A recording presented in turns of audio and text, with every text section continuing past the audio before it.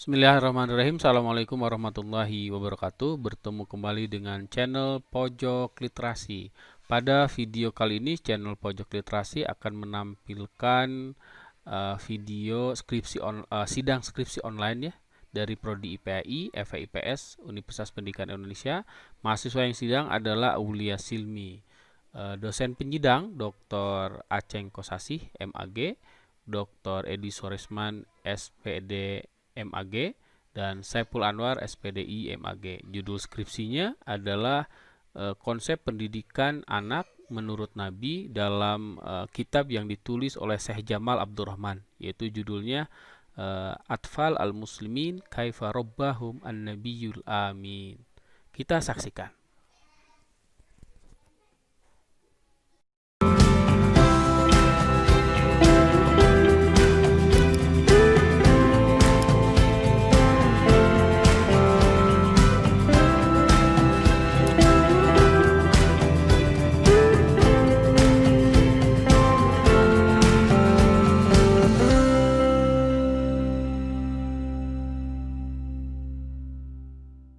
Untuk kelompok 78 itu Fikri Hakim dan Aulia Silmi. Sekarang siapa dulu Pak Epul?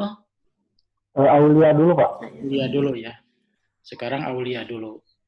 Kita berharap mudah-mudahan ujian sidang ini lancar. Kegiatan kita ada dalam keberkahan Allah Subhanahu wa taala. Anda yang mengikuti sidang mudah-mudahan dilancarkan.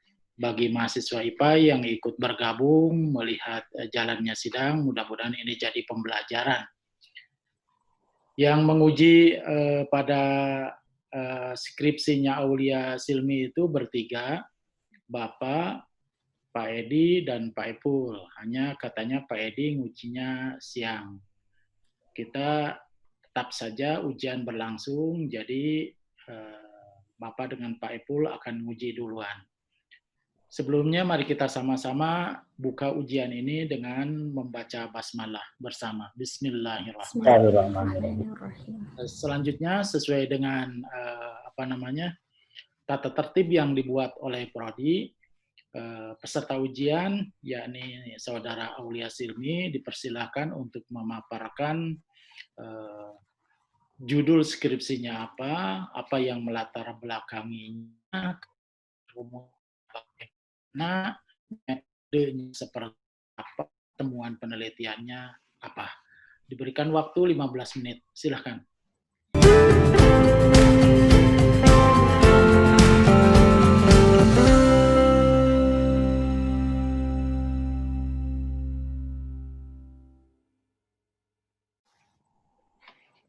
Baik, bismillahirrahmanirrahim. Assalamualaikum warahmatullahi wabarakatuh. Waalaikumsalam. Terima kasih kepada Bapak Pimpinan Sidang. Saja saya tentang isi dari skripsi saya yang mengambil pendidikan anak menurut Nabi dalam buku terjemah Islamik. Yang pertama yang menjadi latar belakang masalah dalam penelitian ini yaitu mengenai degradasi moral anak bangsa yang sudah diantaranya hal ini terlihat yang diberitakan oleh pikiran rakyat bahwa pada tahun 2015 10.000 anak di Indonesia bahwa pada tahun itu sedang berhadapan hukum,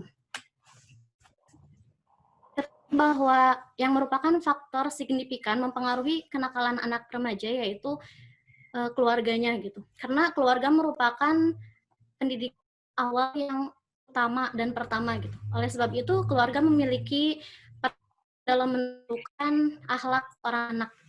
Sehingga dengan demikian saya merasa perlu untuk mengambil penelitian dengan judul konsep anak. Selanjutnya, rumusan masalah. Secara garis besar, peneliti ingin membahas tentang bagaimanakah konsep pendidikan anak menurut Nabi dalam buku yang kemudian tiga penelitian, yaitu yang pertama, bagaimanakah tahapan pendidikan anak dalam buku Islamic Parenting, kemudian yang kedua, bagaimanakah metode pendidikan anak dalam buku Islamic Parenting, kemudian yang ketiga, bagaimanakah materi pendidikan anak dalam buku terjemah Islamic Parenting.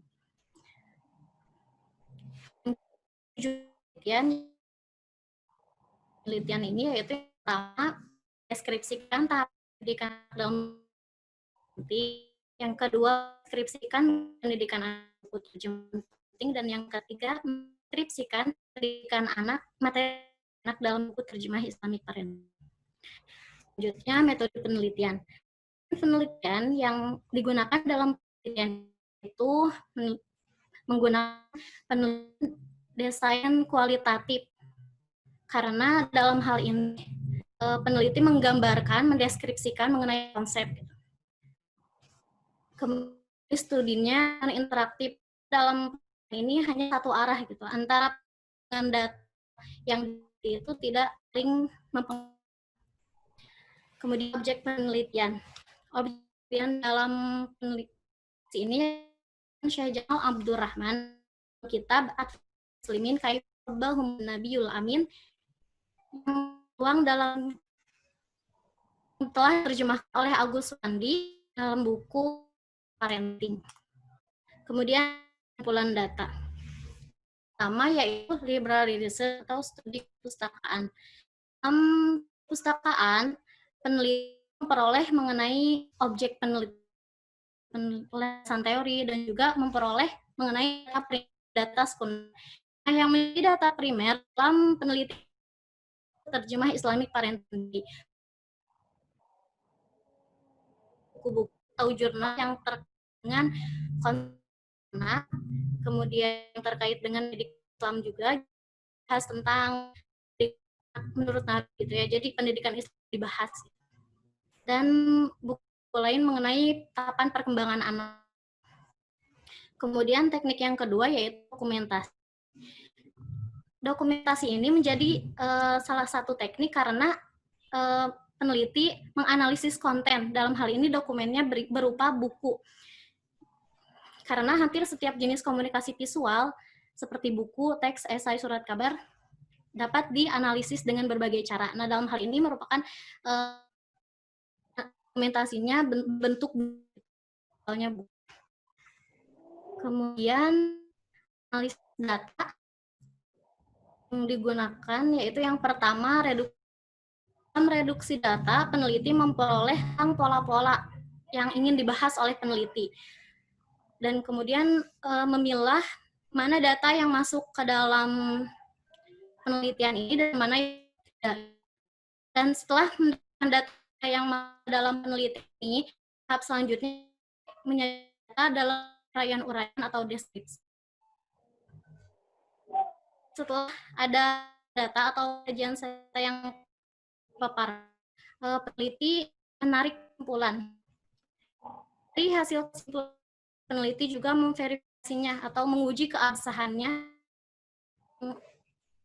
dibahas dengan landasan teori yang ada di bab 2.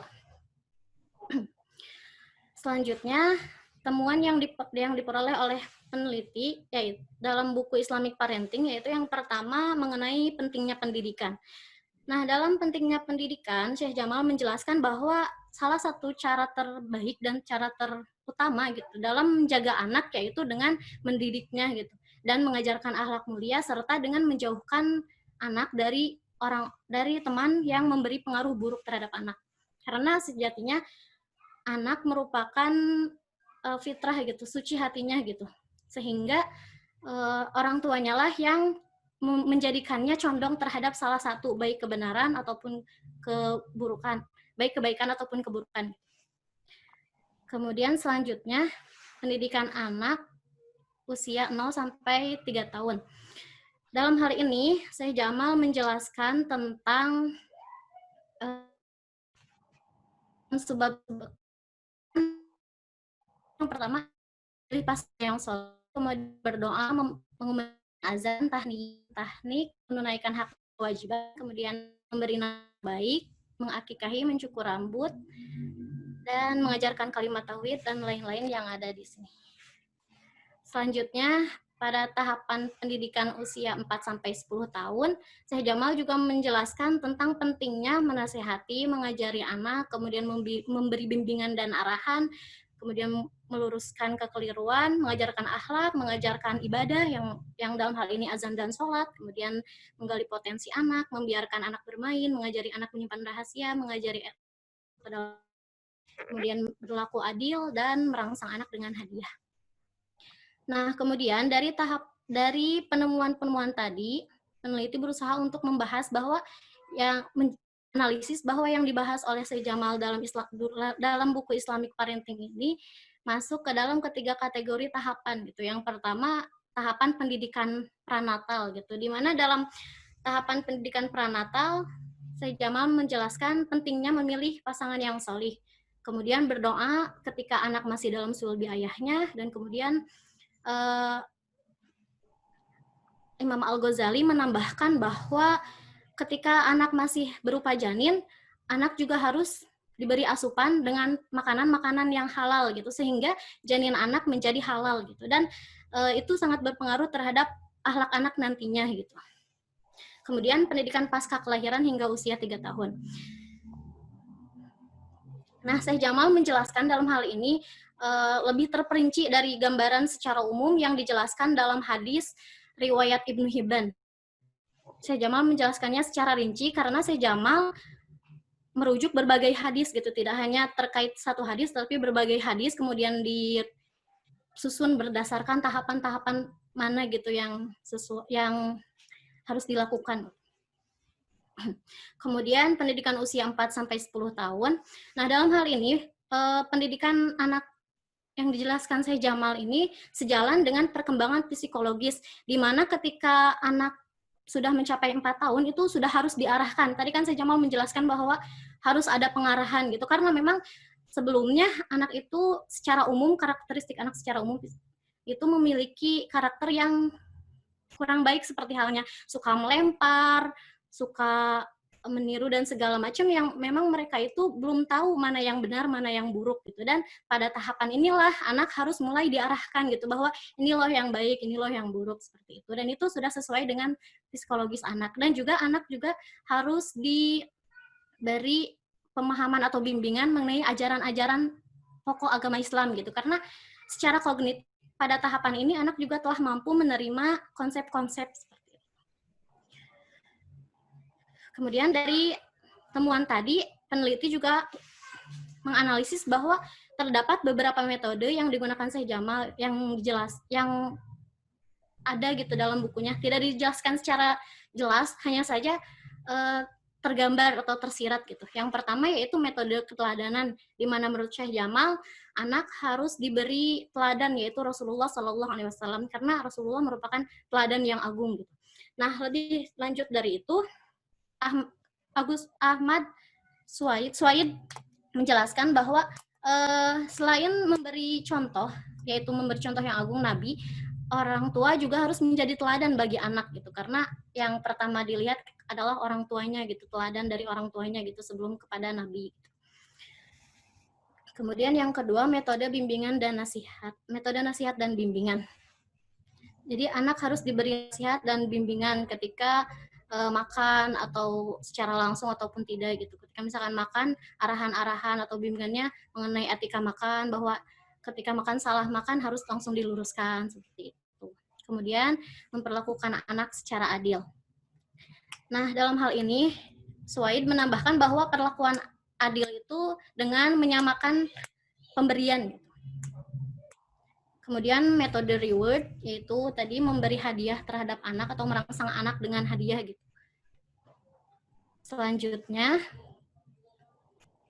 materi pendidikan yang tersirat dari penjelasan-penjelasan Syekh Jamal, diantaranya yaitu yang pertama, akidah tauhid, di mana tadi ketika anak mulai bisa berbicara, anak diajarkan yang pertama kali yaitu kalimat tauhid, ucapan la ilaha illallah, seperti itu. Yang kemudian ibadah, tadi mengajari anak azan dan sholat, kemudian akhlak, mengajari etika makan, etika berpakaian, kemudian sensori motorik, di mana dalam hal ini anak dibiarkan untuk bermain, karena bermain salah satunya untuk mengembangkan sensori motorik anak. Kemudian bahasa, tadi pertama yang diajarkan yaitu bahasa yang agung, lafaz la ilaha illallah, seperti itu.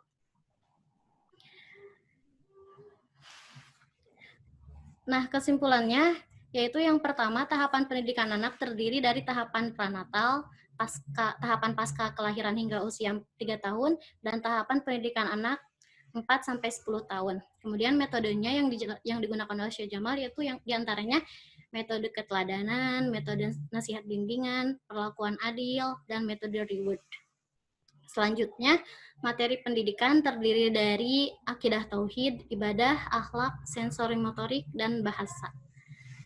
Sekian yang dapat saya sampaikan. Mohon maaf apabila banyak kesalahan. Terima kasih.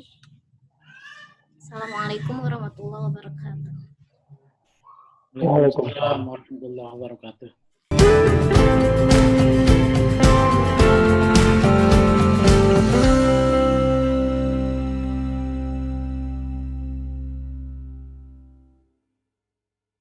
Oke, Aulia Silmi. Selanjutnya saya persilakan pada Pak Ipul untuk menyampaikan pertanyaan-pertanyaannya atau koreksi-koreksi ataupun masukannya. Silakan Pak Ipul.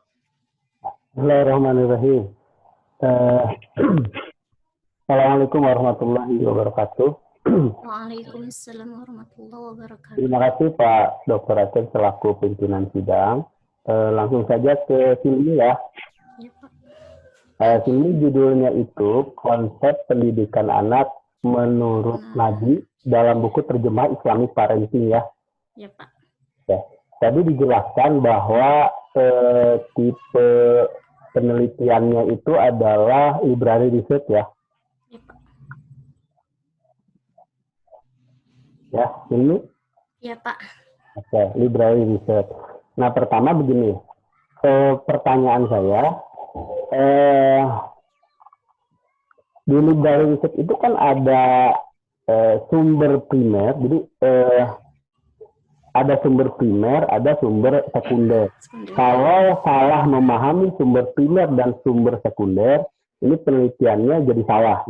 Nah, sekarang saya ingin tanya lebih detail lagi.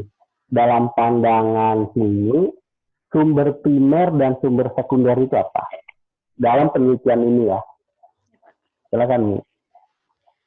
Nah, sumber primer itu yaitu yang menjadi bahasan pokok dari penelitian ini gitu Pak. Karena kan saya studinya studi buku, ya berarti sumber primernya buku yang saya analisis gitu, yaitu buku Islamic Parenting gitu Pak. Coba lihat judulnya ya. Ya, Pak. Ini kan judulnya, share saya kelihatan kan? Yang saya share kelihatan ya. Pak. Ya. Nah, judulnya kan ini ya, konsep pendidikan anak menurut Nabi dalam buku terjemah Islamic Parenting. Penulisnya siapa? Penulisnya Syekh Jamal Abdurrahman, kemudian diterjemahkan oleh Agus Wandi. Ya, berarti yang ingin diungkap oleh Silmi itu kan pikiran Syekh Jamal Abdurrahman kan? Iya Pak. Ya. Pikiran Jamal. Jadi fokusnya adalah bukan pendidikan anak secara umum dalam konteks Islam, Pak. tapi pendidikan anak menurut Syekh Jamal. Berarti sumber primernya adalah bukunya Syekh Jamal, kan begitu ya? Iya Pak. Ya, sumber primernya buku Syekh Jamal. Walaupun di sini terjemahannya idealnya adalah bahasa Arabnya. Kitabnya, ya, Pak. Kalau sumber sekundernya apa?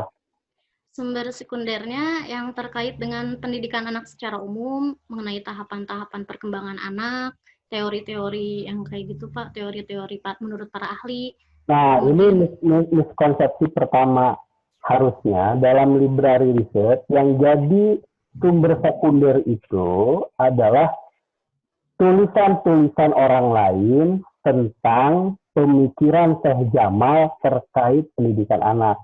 Jadi jangan dicampurkan dengan pemikiran yang lain. Kalau begitu, jadi bukan murni yang dikaji ini bukan murni pemikiran Syekh Jamal. Jadi yang jadi bersama ya miskonsepsi di penelitian ini.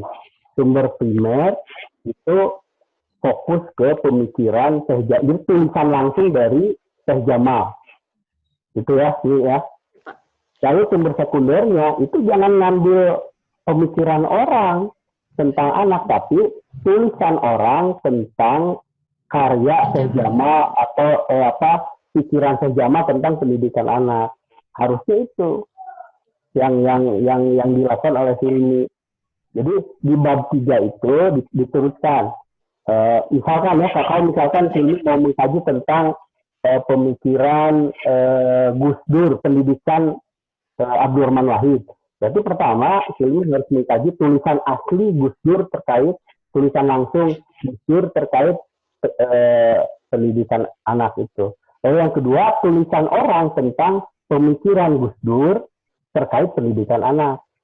Jadi sumber primer dan sekunder itu berkaitan, tidak seperti yang dituliskan oleh Hilmi ini adalah ya, berbeda justru. Jadi tidak terlihat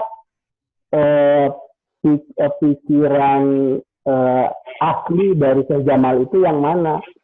Karena di temuan penelitian Hilmi, kan harusnya temuan penelitian itu membahas tentang pendidikan anak menurut Syekh Jamal ya. Tapi di temuan penelitian justru digabungkan dengan, jadi sumber sekunder dan sumber primernya tidak match. Sementara harusnya pemikiran-pemikiran tentang pendidikan anak dari pakar yang lain itu digunakan di pembahasan. Itu Mi. Iya Pak, itu juga tadi di pembahasan Pak. Tapi di itu tadi saya tanya di sekundernya, jadi yang jadi sumber sekunder itu adalah tulisan orang tentang Syekh Jamal. Iya Pak. Itu. Dan sumber primer, sumber sekunder itu bukan jadi rujukan daftar pustaka, tapi itu jadi data yang dilakukan lewat proses coding. Misalkan, lihat ya, saya tunjukkan di temuan. Ini kan kalau rumusan masalah, lihat, rumusan masalah kan tiga ini ya. Iya Pak. Pertama, tahapan pendidikan anak, metode pendidikan anak, lalu materi pendidikan anak kan, menurut Syekh Jamal. Kita lihat di temuan. Di temuan, biografi penulis, ditanyakan tidak? Apa Pak? Itu kan di temuan penelitian itu kan membahas tentang rumusan masalah kan? Iya Pak. Oke, sekarang pertanyaan saya, biografi penulis, itu ditanyakan tidak? Tidak Pak. Guru-guru penulis, karya-karya penulis, sistematika penulisan buku. Lalu Coba mana? dibuka rumusannya, coba rumusannya diperlihatkan. Nah, ini langsung saya yang buka ya nih ya. Saya buka langsung file dari skripsi Hilmi. Ini kan rumusan masalah ya. Bisa dilihat ini ya? Iya Pak. Ya, sharean saya bisa dilihat nggak? Ya Bapak bisa. Bisa ya. Nah, pertama kan ini tahapan pendidikan anak, metode pendidikan, materi pendidikan. Nah, di temuan penelitian kan tidak berbicara, harusnya di temuan penelitian itu satu, tahapan pendidikan anak menurut Syekh Jamal apa, gitu ya. Yang kedua, metode materinya, yang ketiga metodenya. Itu yang harus ada di bab ini. Dan bab 4.1 temuan itu, hasilnya itu Hilmi dapat dari sumber primer dan sumber sekunder yang sudah lewat proses coding. Misalkan sumber primer codingnya apa, sumber sekunder codingnya apa, dan seterusnya. Ini malah rujukan. Kalau ini kan bukan coding. Seperti ini nih, ketika Hilmi menunjukkan pentingnya pendidikan anak. Ini kan merujuk ke buku Abdurrahman, maksudnya Syekh Abdurrahman itu ya. Iya Pak. Nah, ini referensi, bukan coding. Harusnya ini itu coding. Jadi misalkan pernyataan terkait ini itu ada di sumber primer di halaman di belah mananya. Lalu di sumber sekunder yang mendukung ini apa? Karena kan nanti Hilmi, karena ini penelitiannya kualitatif, itu harus melakukan uji validasi instrumen. Yang instrumennya itu adalah peneliti sendiri, yaitu Hilmi. Saya misalkan kalau bertanya apakah betul Syekh Jamal itu berbicara tentang pendidikan anak seperti yang dituliskan oleh ini, nah, argumentasi ini dari mana? Dari buku yang saya analisis, Pak. Nah, tapi kan cuma satu, harusnya diperkuat. Itu namanya triangulasi data. Jadi bahwa data yang dikumpulkan oleh saya itu benar gitu. Jadi ternyata ada di buku primernya, ada juga di sumber sekunder. Harusnya itu yang dilakukan oleh Hilmi. Apalagi Hilmi tidak mengkaji dari bahasanya langsung, karena terjemah itu kan sudah ada interpretasi dari penerjemah, gitu. Jadi dari jadi saya bingung, nanti akan ditambahkan oleh Pak Dr. Aceh. Jadi dari konsep kajian literasinya ini sudah salah, terutama dari padahal itu intinya kan sumber primer dan sumber sekunder, ya. Nah itu masukan dari saya. Jadi di temuan itu tidak menggambarkan rumusan masalah, gitu. Terutama di pembahasan juga sama, di pembahasan misalkan ini tahapan ya. Nah harusnya ini ada di temuan langsung sama subbabnya itu gini, tahapan pendidikan menurut Syekh Jamal. Jadi di bagian itu diringkas dulu pemikiran Syekh Jamal terkait tahapan itu seperti apa, satu paragraf. Itu drawing conclusion namanya. Dari hasil temuan penelitian rumusan masalah pertama. Nah, baru paragraf berikutnya dibandingkan dengan pemikiran-pemikiran lain terkait tahapan-tahapan pendidikan anak. Bisa memperkuat pendapat Syekh Jamal atau malah membantah atau malah mengisi, melengkapi dan seterusnya. Nah, itu yang belum nampak, yang harusnya nampak dalam penelitian library research. Dan di bab 3 pun tidak dituliskan ya, secara jelas. Misalkan saya tunjukkan ya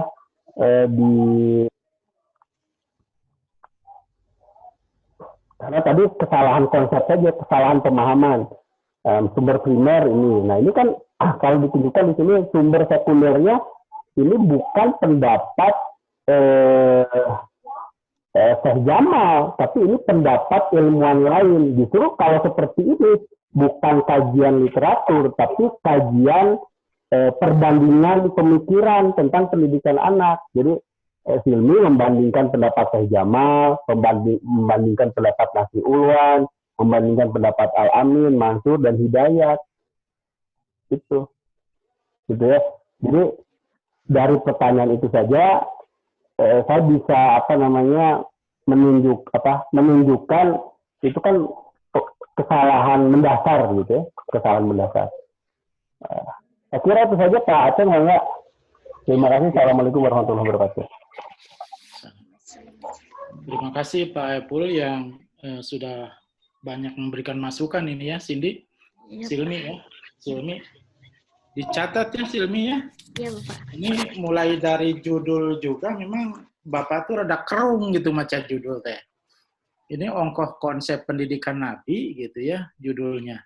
Tapi yang dibahasnya, yang dikehendaki itu adalah konsep pendidikan anak menurut Syekh Jamal gitu kan. Ini kan yang diangkat ya. Jadi bukan konsep pendidikan anak, konsep pendidikan anak menurut Nabi gitu ya.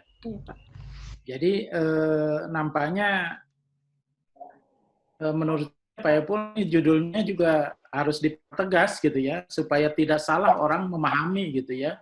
Kalau saya sih ngasih masukan setujunya gitu, judulnya jangan konsep pendidikan anak menurut Nabi, tapi langsung saja konsep pendidikan anak menurut Syekh Jamal gitu, dalam buku itu gitu. Kalau saya ngasih masukannya seperti itu. Nah kemudian tadi ketika melihat rumusan masalahnya menurut saya udah betul itu tahapan yang ditanyakan. Kemudian yang kedua apa sih, metode ya? Metode Bapak ya. Metode. Bagaimana metodenya? Yang ketiga apa? Isi materi Bapak. Ya, isi materinya. Nah, rumusan masalah ini ya tadi disampaikan oleh Pak Upul. Itu yang dijadikan acuan ketika Anda mengurai hasil penelitian gitu ya. Jadi tahapan pendidikan anak menurut Syekh Jamal itu apa? Itu diurai di situ. Metodenya seperti apa? Itu diurai di situ gitu ya. Hasil materinya seperti apa? Itu diurai di situ. Itulah yang diurai di bab 4 di bagian temuan penelitian. Kalau yang namanya semacam biografi Syekh Jamal itu kan tidak ditanyakan di rumusan masalah, tapi itu perlu juga disampaikan sebagai pengantar gitu ya, Tapi kan yang ditanyakan di rumusan masalahnya inilah yang dibahas di bab 4 gitu ya. Ini kan bab 4-nya temuan penelitiannya bahasnya bukan ini ya.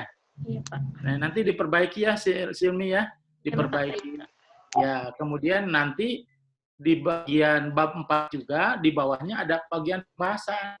Apa yang disampaikan oleh Syekh Jamal, pikiran-pikiran Syekh Jamal mengenai tahapan, metode, dan materi pendidikan anak itu dikupas oleh tokoh yang lain. Saya kira tadi Pak Epul sudah menjelaskan. Ini tolong diperbaiki ya, sebab ini kunci ya. Ini kunci. Sebab kalau ini nggak betul gitu ya, ini nggak nyambung gitu ya. Jadi antara judul, rumusan masalah itu harus nyambung gitu ya. Kemudian juga hasil penelitian, sehingga pada saat orang itu sebetulnya ketika baru saja melihat judul, itu udah tahu kira-kira temuan penelitiannya itu kemana arahnya gitu. Itu supaya nyambung seperti itu. Itu yang pertama, itu tolong Silmi ya diperhatikan betul. Nah kemudian ada juga yang membuat Bapak heran ini. Ini Silmi itu kan melakukan studi literatur ya Silmi ya. Ya, Pak. Cuma di bagian metode, Silmi tolong sampaikan, metodenya apa ini digunakan? Metodenya tadi library research sama dokumentasi, Pak. Dokumentasi. Teknik pengambilan itu, Pak. Metodenya. Bapak baca di apa namanya PPT, coba bisa nggak dibuka PPT-nya? Bisa, Bapak. PPT, bagian metode.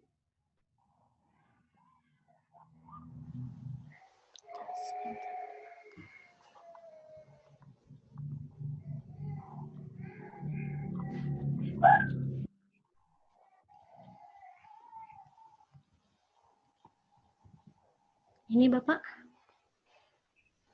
Mana metode?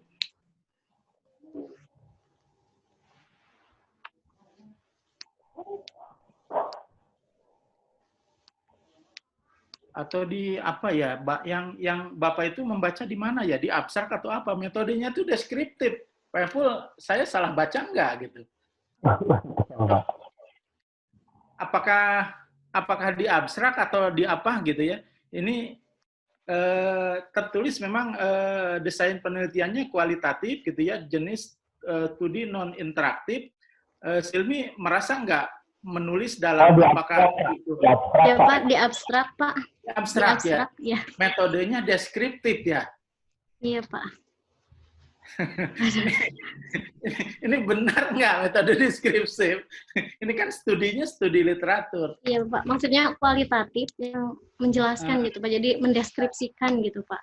Mendeskripsikan, tapi bukan metode deskriptif. Iya Bapak. Kalau metode deskriptif itu menceritakan situasi pada masa sekarang kan gitu ya. Ini kan studinya studi literatur. Dan harus diingat Silmi bahwa yang namanya abstrak itu adalah muka orang itu ketika membaca sebuah skripsi di samping judul itu yang pertama kali dibaca adalah abstrak. Karena dengan membaca abstrak itu bisa kita tahu seluruh isi gitu ya, walaupun hanya bagian-bagian intinya saja gitu ya. Jadi tolong jangan sampai ketika orang membaca abstrak ini, kok ini studi literatur tapi metodenya deskriptif gitu. Jangan sampai seperti itu. Itu kata-katanya tolong dirubah ya, diperbaiki gitu ya. Baiklah. Nah kemudian masukan yang lain dari Bapak, tolong dibuat bagan, gitu ya. Bagan analisisnya Pak, analisis isinya Pak. Bagan yang menggambarkan konsep pendidikan anak dari Syekh Jamal gitu ya. Sudah ada Bapak di mana? Bab. Ada. Ada sudah dibuat. Bisa diperlihatkan ya? Di halaman berapa, Aulia? Halaman berapa? Jadi ketika orang ingin mengetahui pemikiran Syekh Jamal tentang pendidikan anak, itu hanya dengan melihat bagan yang hanya satu halaman, itu kita bisa mengetahui, oh gitu ya, tahapan-tahapannya seperti itu, metodenya seperti itu, materinya seperti itu, gitu. Ini akan membantu akan membantu sekali. Kalau sudah dibuat syukur, tapi seandainya belum dibuat, Bapak sarankan Silmi dibuat ya, bahkan dalam bentuk gambar, Ya Bapak yang itu. Ya, dalam bentuk gambar itu harus dibuat gitu ya.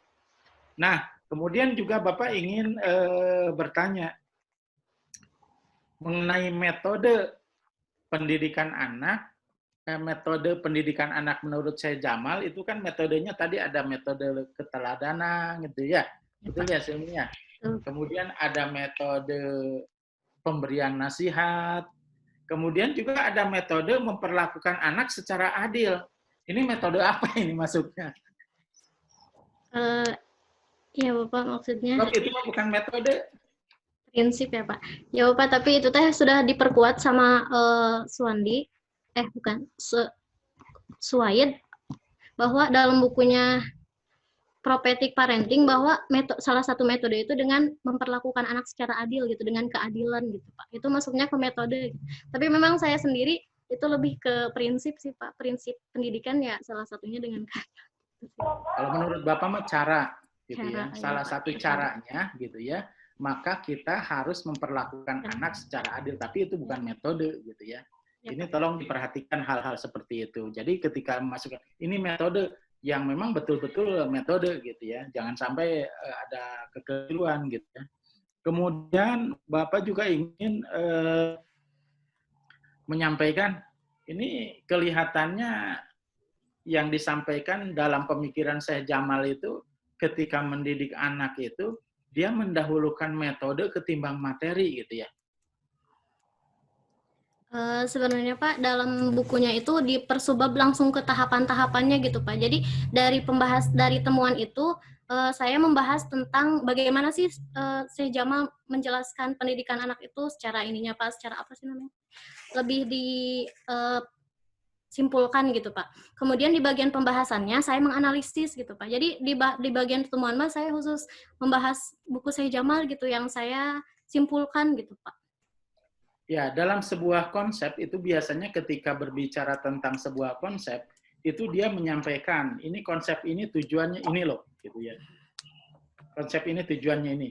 Kalau kita ingin mengajarkan kepada anak itu, supaya anak itu bisa sholat, itu materi tentang tata cara sholat itu dipikirkan lebih dahulu. Setelah itu baru dicari caranya bagaimana, gitu. Itu umumnya para pakar itu berpikir seperti itu sistematikanya. Nah ini dalam pembahasan yang Bapak temukan, itu dia itu kok ke metode dulu, setelah metode baru ke cara gitu ya? Iya Pak, benar apakah begitu memang Pak. Begitu pemikiran Syekh Jamal atau memang sistematika dalam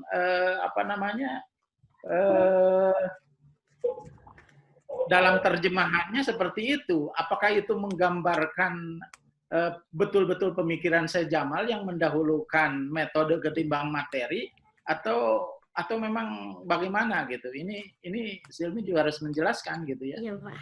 Sebab itu umum gitu. Iya. Nggak umum gitu, nggak umum dengan yang lain gitu.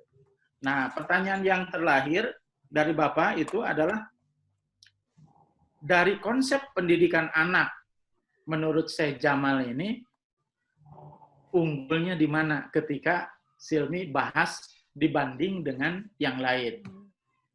Unggulnya di mana? Di mana letak keunggulannya? Yang sebelumnya dulu ya Pak, pertanyaan tadi mengenai apakah metode yang ditekankan. Memang benar Pak, dalam analisis saya itu saya temukan bahwa Syekh Jamal lebih mengutamakan metode gitu Pak. Karena dalam penjelasannya selalu dikedepankan mengenai kisah gitu Pak. Mengenai tentang azan dan sholat saja gitu ya Pak. Dalam bukunya itu menjelaskan bagaimana Rasul mengajari azan gitu Pak. Ada gitu, metodenya lebih ke metode seperti itu Pak. Tapi kan itu nggak berarti dia mendahulukan metode. Iya Pak. Sebab untuk mengajarkan adzan itu kan kalimah adzannya itu yang harus dipikirkan dahulu kan gitu kan. Iya Pak, seperti itu. Jadi keunggulannya apa dibanding dengan pikiran-pikiran dari tokoh-tokoh yang lain? Lebih ke metode Pak, metodenya langsung ke bagaimana Rasul melakukannya gitu Pak. Seperti halnya tentang azan gitu Pak ya. Kan ada seorang pemuda yang mengolok-olokkan azan, kemudian Rasul panggil dan suruh azan di depan Rasul, dan Rasul memuji hal itu gitu Pak. Padahal anak tersebut belum masuk Islam gitu, sebelum keislamannya gitu Pak. Jadi lebih langsung metodenya tuh ke apa yang Rasul lakukan gitu, apa yang Rasul gimana caranya, seperti itu Pak. Memang terkait materi belum terlalu dijelaskan oleh Syekh Jamal. Kalau yang seperti itu kan umum, ahli-ahli yang lain, ulama-ulama lain juga seperti itu sama. Maksud Bapak yang khas dari ditemukan nggak ada yang khas nggak dari Syekh Jamal. Yang membuat Silmi itu tertarik. Ini loh gitu ya. Ada yang baru gitu misalkan. Ada yang lain gitu ya dari Syekh Jamal yang membuat Silmi itu tertarik membahas ini perlu diangkat ini. Ini bagus ini. Nah, apa itu yang membuat Silmi tertarik itu? Yang bagusnya atau yang bagus. Khas itu bagi saya gitu Pak, ini Syekh Jamal itu menjelaskan pendidikannya itu sesuai dengan tahapan-tahapannya dan rinci gitu Pak. Jadi sebelum lahir apa yang harus dilakukan, setelah lahir apa gitu Pak. Jadi benar-benar rinci tahapan-tahapannya gitu Pak. Kan kalau saya lihat dari ahli lain langsung secara umum tidak dipetakan mana umur-umurnya gitu Pak. Usia segini ngapain aja sih gitu.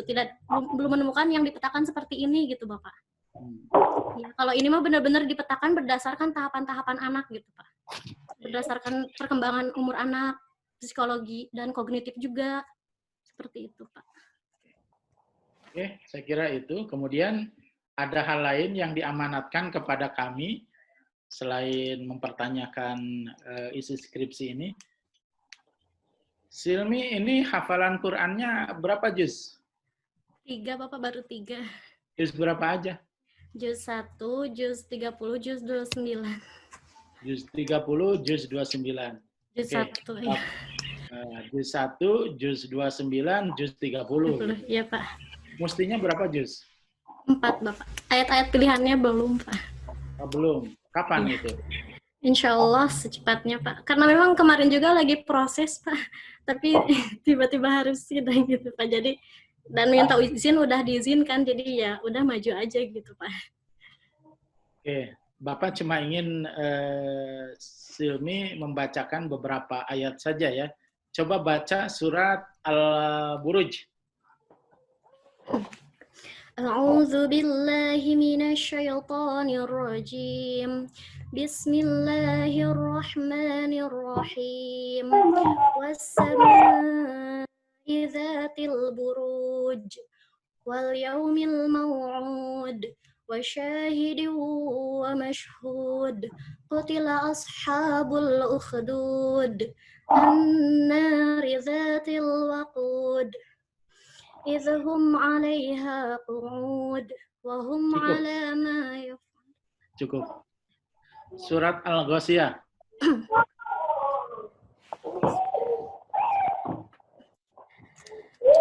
Al-Ghasyiyah. Awalnya Bapak lupa. Al-Ataka. Oh, iya. Bismillahirrahmanirrahim. Hal ataka hadithul ghashiyah. وجوه يومئذ خاشعة عاملة ناصبة تصلى نارا حامية تسقى من عين عانية ليس لهم طعام إلا من ضريع لا يؤمن ولا يغني من جوع وجوه يومئذ خاشعة. Bapak akan membaca surat Al-Balad potongannya, kemudian Silmi lanjutkan ya. A'udzubillahi minasyaitonirrajim. Ayahasabu allam yarahu ahad. Alam naj'al lahu ainain. Silakan teruskan. ولسانا وشفتين وهديناه النجدين فلاقتحم العقبة وما أدراك ما العقبة فك رقبة. Itu cuma bab juz 30 ya. Iya, Pak. Juz 29 dan juz 1-nya nanti biar Pak Edi saja. Oke, Silmi, Bapak ucapkan selamat gitu ya. Cuma nanti masukan-masukannya mulai dari judul gitu ya, Kemudian apa yang disampaikan baik oleh Pak Epul maupun dari Bapak, terutama keterkaitan antara rumusan masalah dengan temuan penelitian, itu tolong diperhatikan, harus diperbaiki. Ya, Di Bapak. bagian Jadi, abstrak ya, Bapak. juga Jadi gitu saya ya. teh emang Bapak sempat ini juga bingung di bagian temuan itu teh, apakah benar-benar membahas isi dari apa yang dijelaskan saya Jamal atau memang harus pakai sumber lain gitu Pak. Dari karena sumber sekundernya susah Bapak, karena memang jarang ada yang membuat jurnal mengenai ini gitu Pak. Ada juga beberapa skripsi Bapak. Ya, makanya di sini perlu adanya penelitian pendahuluan itu gitu. Ketika akan membuat skripsi, itu mahasiswa itu harus membaca bahwa materi yang diangkat itu memang materi-materi yang sudah dia kuasai. Apalagi ini studinya adalah studi literatur. Sumber primernya itu kalau bisa mah jangan terjemahan. Sebab riskan terjemahan itu. Ini kan pemikirannya pikiran Syekh Jamal ya, diterjemahkan oleh orang lain. Yang dibaca oleh Silmi itu terjemahan orang lain. Mending kalau yang menerjemahkannya itu sesuai dengan pikirannya Syekh Jamal. Itu kalau enggak, belum lagi interpretasi Silmi terhadap tulisan si penterjemah. Itu riskannya seperti itu. Jadi yang namanya studi literatur pikiran seorang tokoh itu memang harus betul-betul ngambil datanya, data dari yang bersangkutan itu ya. Sumbernya harus primer gitu. Primer itu bukan terjemahan kalau menurut Bapak, tapi tulisan langsung dari yang bersangkutan. Atau misalkan hasil wawancara langsung dari yang bersangkutan. Sebab kalau dari yang lain itu masuknya ya masuk sekunder, khawatir gitu orang yang menerjemahkan salah paham, kan bisa saja terjadi seperti itu. Kebetulan Tapi Bapak apapun, saya juga menurut Bapak ini adalah sebuah karya gitu ya. Iya Bapak. Kebetulan saya juga sama Prof dikasih buku langsungnya gitu Pak, buku Arabnya langsung dan memang disuruh dibaca gitu Pak. Dan memang saya tadi sudah membaca awal-awal gitu Pak ya. Memang sesuai gitu Bapak. Langsung membahas tahapan seperti itu gitu Pak. Dari buku kitabnya langsung juga. Cuma baca buku yang aslinya, kitabnya baru belakangan setelah tulisan ini jadi gitu. Setelah membaca terjemahan. Iya, pokoknya apapun ini adalah sebuah prestasi, ini adalah sebuah karya, Bapak ucapkan selamat gitu ya. Tapi perbaikannya tolong dikerjakan. Siap, Bapak. Itu aja barangkali. Baik. Ya, Silmi sekali lagi Bapak ucapkan selamat gitu ya. Mudah-mudahan ilmu yang diperoleh bermanfaat gitu ya. Perbaikannya tolong segera dikerjakan, jangan ditunda lama-lama ya, biar cepat-cepat wisuda gitu dan ijazah terima. Oke ya, selamat ya. Baik, Bapak. Baik, Bapak, terima kasih, Bapak. Kita tutup dengan Waalaikumsalam. alhamdulillah. Alhamdulillah.